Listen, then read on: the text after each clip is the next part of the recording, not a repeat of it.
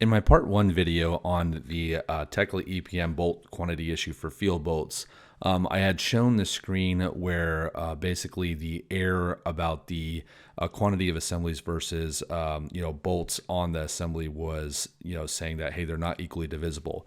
But I did not explain one of the options and buttons here, and it's pretty important because it's kind of confusing.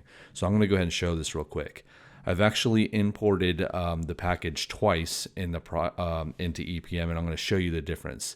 So same package, just imported into two separate jobs. So I'm going to go first to my first import here in production control, and you're going to see that this is what I showed in the part 1 video where the number of bolts was increased versus what was actually in Tekla, and then of course the nuts and washer accessories also get like increased there.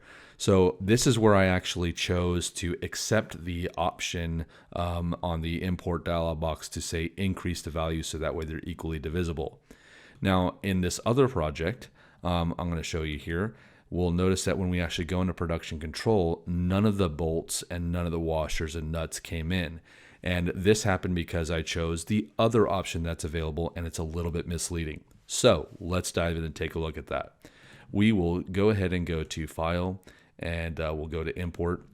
I'm going to import the package again. So Production Control XML. We've already got the zip.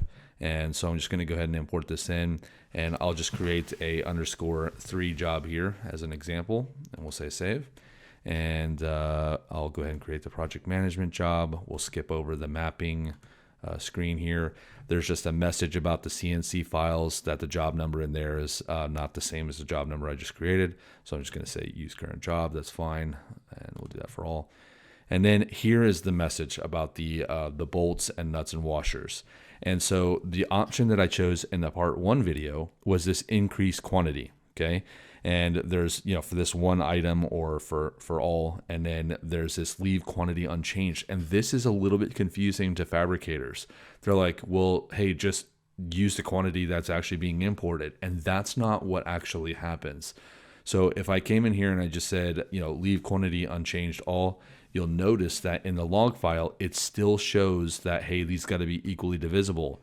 And so what ends up happening is when you close this down, you go into production control, we go to this new job that we just kind of created here, and what we're going to find is we'll see that none of the nuts, washers, and bolts got imported.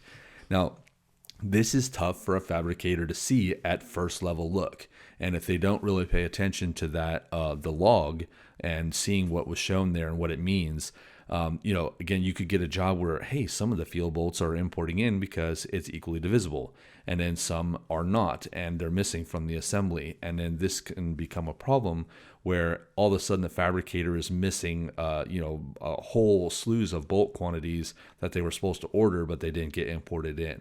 So this was just an extra supplemental thing that I wanted to explain, because this actually happened to me on a specific project with a fabricator one time. And they had chosen that option, and I couldn't figure out what was going on, and so it was a little bit misleading how that dialog box shows that. So this is just a little bit of a supplemental to that first video that I showed, just to explain the second option if the fabricator chose that. If you found this content useful, please subscribe to our channel and press the alerts button to be notified when we upload new content.